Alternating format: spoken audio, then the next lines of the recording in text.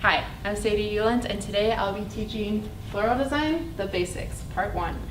So a little bit about me. I have over 3 years of experience in the floral world, and I have worked at 2 different locations for a high-end grocery store in the floral and gift department. And so I will be covering what I would usually cover for a new staff member that comes on my team. So we're going to be talking about how to make the perfect professional bouquet, and then also the start to making an arrangement. So for the arrangement, we're just going to do a mason jar, and then for the bouquet, we have like a little recipe right here. So let's get started. All right, so I don't have a ton of greens. You probably actually want a little bit more than what I have here. So I'm just going to show you what I have. So just a couple more stems up would be perfect for the perfect bouquet, but we will work with what we got and it'll be just fine. So we'll just start with a couple sprigs. So ideally, what you would want is about like this much. But since we are low on greens, I'm just going to take 2 away, and it'll look just fine. Then, as far as like the design aspect, I'm going to show you this triangle circle thing here.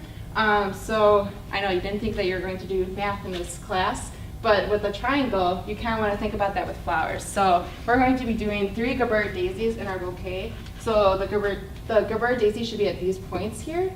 And then for the roses, we're doing 4 roses. So that will be 1, 2, 3. And then 1 in the middle. And then for the spray roses, just to add like more flowers to the bouquet, we're going to be adding 2 on either end, or it can be like an X2. And then for the lemon leaf, we already have that. So I know a lot of people will say that, oh, I thought like flowers, they have to be odd numbers. In a lot of cases, yes, but at the same time, there are ways that you can break the rules. So this is one of those instances that you can break the rules. So we'll get started with our 3 Gerber daisies. Just another thing with this too, if you decide to do Gerber daisies when you're making your bouquet, I would ask your florist to have Gerber straws. It just protects the flowers, the stems a little bit, because they can be a little wobbly. I don't know if you can see it with this flower, but it's a little curved. So it'll make it stand up straight, and it will help it from like not snapping or anything like that. So we'll do the triangle.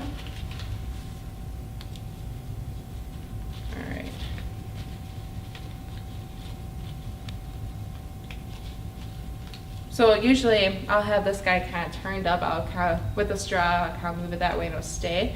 But for the time being, I'm just going to show you what that looks like. So there's our triangle, okay? Now we're going to add our roses in there. So usually I try to pick like the tallest rose or like the least damaged rose bud. So to me, actually, it's this one right here. So I'll show you that. So you're going to want to put that in the middle.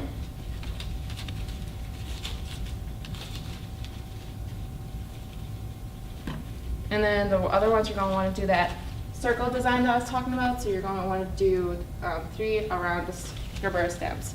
A lot of times what I'll see with people that I'm teaching this to is that they'll just let the roses be next to each other without even realizing it. So just keep that in mind when you're building your bouquet.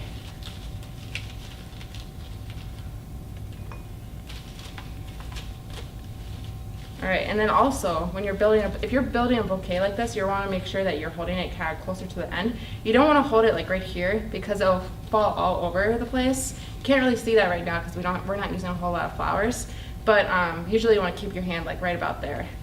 And then as you're building it, just make sure that you're adjusting it so that the flowers show more on top here instead of the greens showing. Because usually, and when people are buying their flowers, they don't want to buy the greens, they want to buy the flowers, right?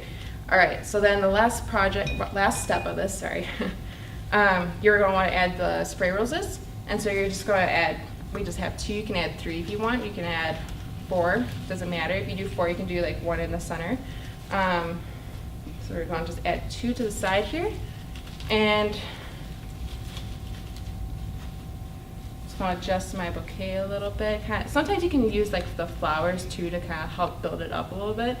So I just did that with this Gerber daisy. I kind of leaned a rose against it, and that helped. A lot too, what you want to keep in mind is that you want to sell air. So a lot of times I'll just shake the bouquet out once I'm done.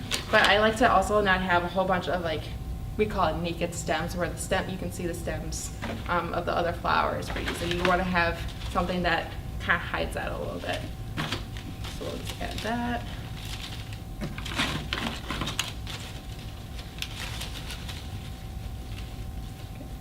Just again. And do whatever you can, just make sure to make sure the roses don't look like they're in a line. So, I mean, in this way you can kind of see that there's a little bit of a line, but you can always just kind of like adjust it, like so it's like that. It's just better not to have it in a line. It just looks a little bit cleaner. But yeah, that's the final product. And like I said, it's better to sell air because it just makes it look like it's bigger, so you can always pop it out. But for the time being, we're just gonna move right along. All right, so I'm gonna take this apart. We're gonna move on to our, I'm gonna actually show you another style bouquet before we get to the arrangement. This next style is what a lot of florists call the presenting bouquet. And, oh, there's a leaf coming up. But the presenting bouquet, it's just something that you would want to kind of show off. If you're going to like a dance recital or something like that, just make it look bigger than what it is. There's a lot of different tricks that you can make flowers look more than what they are. You kind of almost have to do that because flowers can be a little expensive sometimes when you're in the flower world. All right, so we're gonna start off with a couple stems of greens again. So you're gonna wanna start off with like the taller ones that you have. So I'm gonna start with about like 3. Then I'm going, since I have like more Gerber daisies than roses, I'm gonna start with a Gerber daisy. And this won't look like your typical presenting bouquet just because it's not using enough flowers necessarily, but you'll kind of get like an idea of what it will look like. So we're gonna start with 2. So we got our greens in the back, we got a Gerber daisy up front, and then we got a rose slightly lower. And then another thing you don't want to do is like you don't want to have like a Gerber daisy right next to each other like that. You want to try to make it as different as you can. So I'm going to put these spray roses kind of right next to the rose, a little bit below that too. My Gerber daisy is kind of going all over the place again. Let's try that. All right. And then again, like you're going to probably want to hold your hand like right about here depending on how big it is. Otherwise, again, just like a little lower. So we're going to put a Gerber daisy maybe like right down here. And then we're going to do like a rose right here. Add like another piece of green or 2 right back here, just so it's a little bit fuller again. Put a Gerber right there.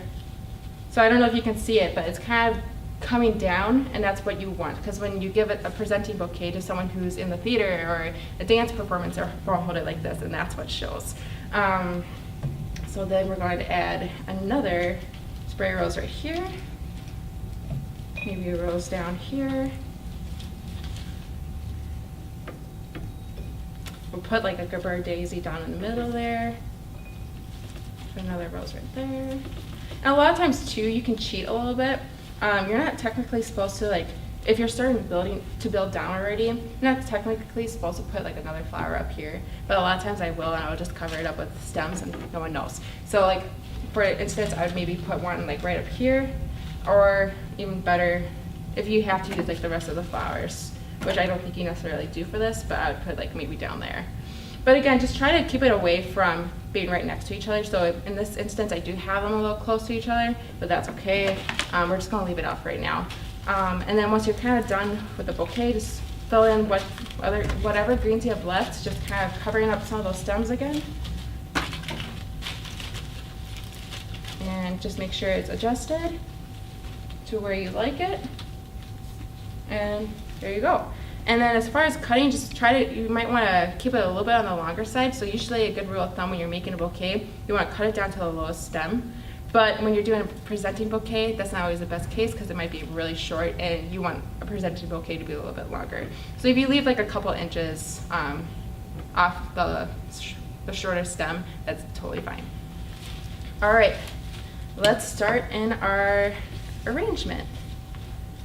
So I'm just going to get rid of these flowers again, or take these flowers out. I mean.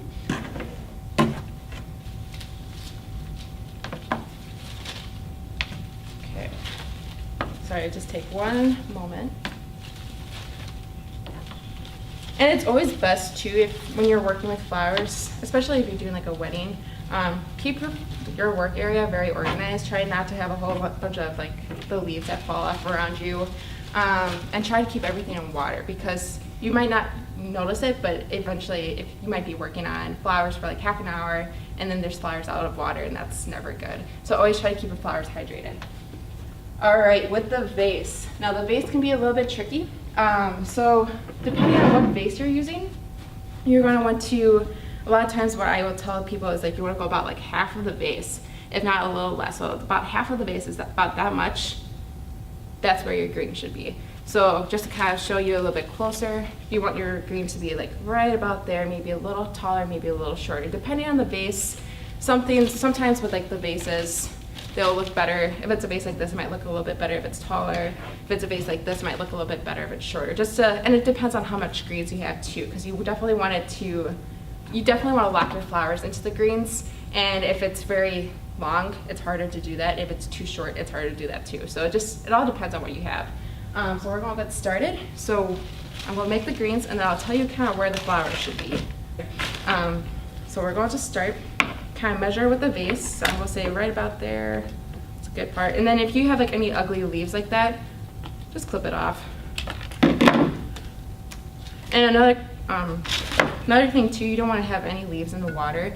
Any flowers that are touching the water, the petals or the leaves, that can rot pretty fast, and you don't want that. So it's about like there. You can pluck off some of these leaves.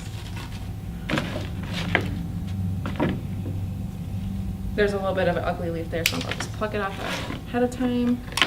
It's okay to do a couple longer pieces, a couple shorter pieces. With flowers, I mean, it's pretty easy going for the most part. Once you kind of get it down, you can definitely bend the rules a little bit more. While I'm doing this, I also want to talk about color schemes. So with the colors I chose, that's not always the best color scheme that you want to go for. You see a lot of, like this is a dark red, whereas these are a little bit more happy, brighter colors.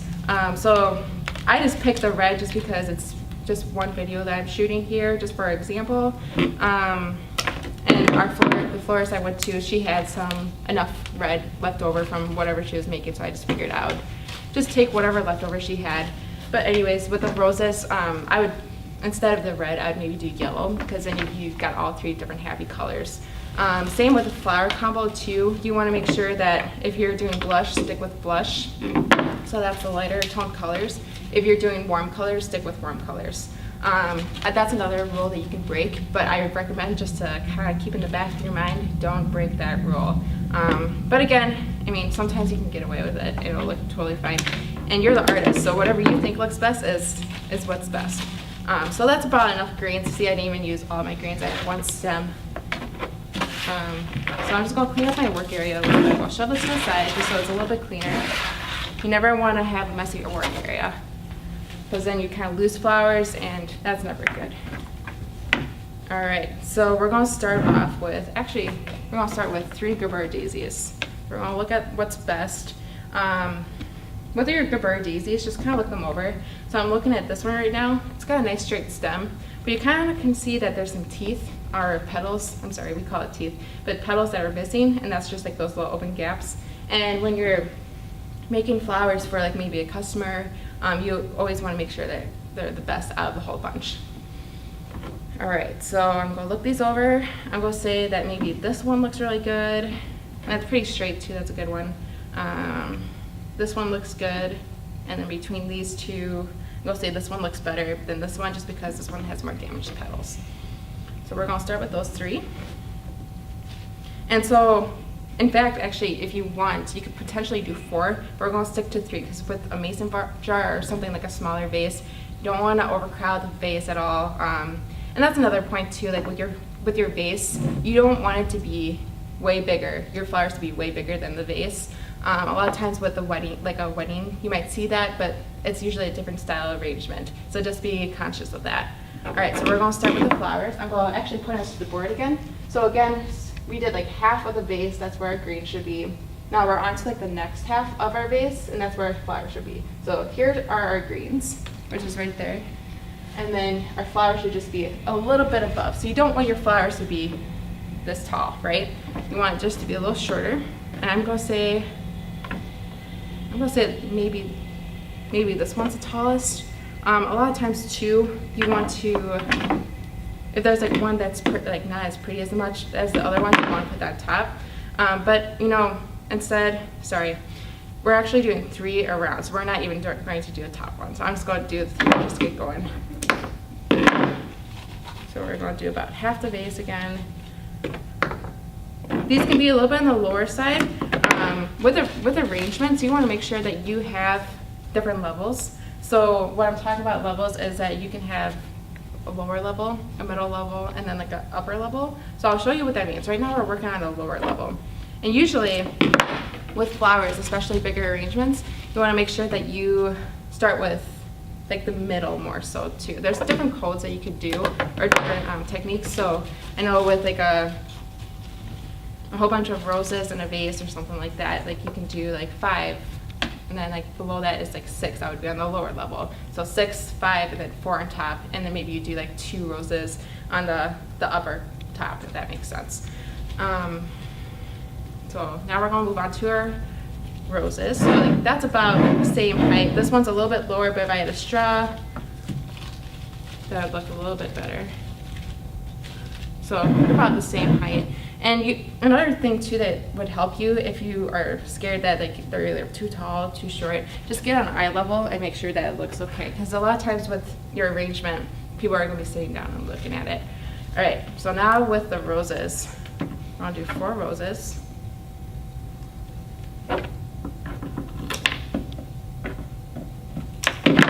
So just measure it accordingly. And the nice thing too is like if it's too tall, you can always cut it down. It's always better to be a little bit taller. So that's about the right height I want it. I don't know if this helps at all too, but like if you measure it, you kind of see it like that. I always try and measure at an angle because when you put it in the vase, it's going to go at an angle because that's how it blocks in. So we're going to put it at an angle, probably right there, because we want it to be in the lower section. Oh. It's really tough without these straws and the grippers, so I'm hoping it will be easier for you. Okay. I mean, you can always readjust. That's a nice thing about flowers too. All right. So the same, we're gonna go about that size. And if you have one that you like in your arrangement that's the perfect size you think to the container, you can pull it out, put it up next to each other, and just cut it to where it is. And then you can keep cutting down if you need to adjust it more. So I'm just going to put this one in.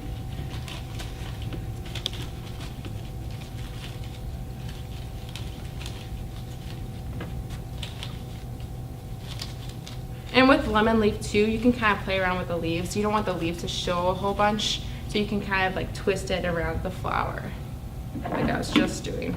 So we're gonna go again, right about there.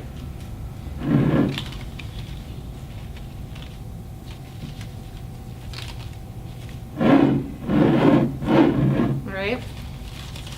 If you accidentally cut something a little too short, you can kind of bring it up a little bit, just adjust it. Okay, now we're going to do our last 2 flowers. So with the last 2, I'm going to put one up here just so it's not all one level here. We got 1 rose up here, and that's kind of how we're building it down. So we're going to cut that again, about like right here, I'd say. See? And then put that in there.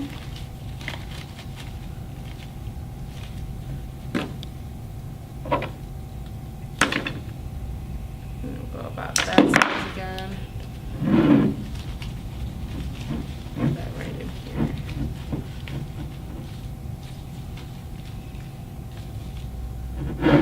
Alright, and then sometimes like you'll see like this leaf kind of awkwardly coming out. You can cut that back a little bit. So that's what I'm going to do. Actually, I'm going to go 2 down. Just adjust it. So there you have it. Just again to kind of go over it. I mean, it's not like the exact same. Oh, sorry, that's a little high. Not the exact same size. So, I mean, with a smaller vase too, like you can decide to go taller. A lot of times I like to go shorter because I know someone's going to be sitting at the table, and then that's how they're going to see. They would rather see the flowers instead of a whole bunch of greens. But that's about it. So if you have any questions, just reach out to me on my website or my email. My website is my email is sadie.ulen@gmail.com, and then my website is sadieulen.com. Thanks for coming.